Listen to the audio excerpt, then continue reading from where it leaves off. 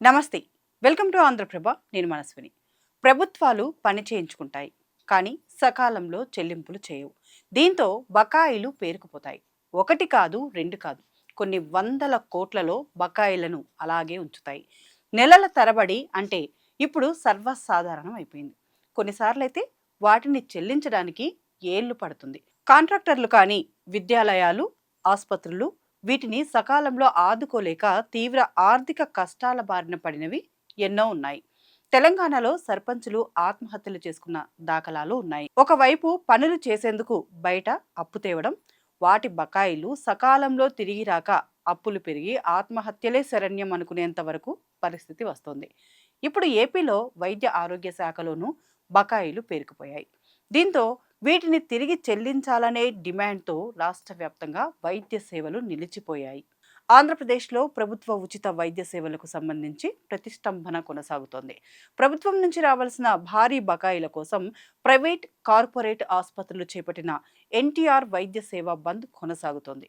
బకాయిలు పూర్తిగా చెల్లించే వరకు కొత్త రోగులను చేర్చుకునేది లేదని స్పెషాలిటీ హాస్పిటల్స్ అసోసియేషన్ స్పష్టం చేయడంతో రాష్ట్ర వ్యాప్తంగా పేద రోగులు తీవ్ర ఇబ్బందులు ఎదుర్కొంటున్నారు.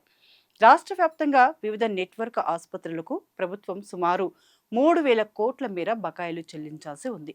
గత కొన్నేళ్లుగా చెల్లింపులు సక్రమంగా జరగకపోవడంతో ఆసుపత్రుల నిర్వహణ భారంగా మారిందని యాజమాన్యాలు చెబుతున్నాయి. ఈ బంద్ను విరమింపు చేసేందుకు ప్రభుత్వం అత్యవసరంగా 1,000 కోట్లు విడుదల చేస్తామని హామీ ఇచ్చింది. అయితే ఈ హామీపై హాస్పిటల్స్ అసోసియేషన్ తీవ్ర అసంతృప్తి వ్యక్తం చేసింది. మొత్తం 3,000 కోట్లలో కేవలం 3వ వంతు ఇచ్చి మమ్మల్ని సరిపెట్టడం అంటే ఎలా అని ప్రశ్నిస్తున్నారు.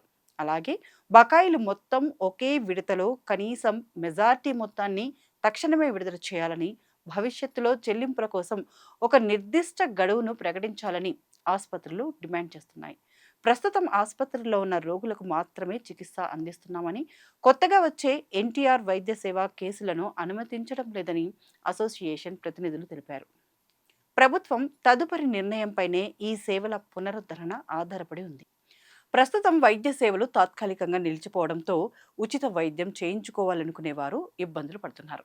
ఈ సమ్మె కొనసాగుతున్నంతసేపు సామాన్య ప్రజలు డబ్బులను చెల్లించాల్సి ఉంటుంది. దీంతో పేదవాడికి కొద్ది మేర ఇది ఇబ్బంది కలిగించే అంశమే. అందుకే ఈ విషయంపై కూటమి ప్రభుత్వం వేగంగా చర్యలు తీసుకోవాల్సిన అవసరం ఉంది. ప్రస్తుతం చర్చలు కొనసాగుతున్నాయి. ఇవి ఒక కొలిక్కి రావడం లేదు. అందుకే వీటిని మరింత వేగిరం చేయాలి. తద్వారా సామాన్యుడికి నష్టం జరగకుండా చూడాలి.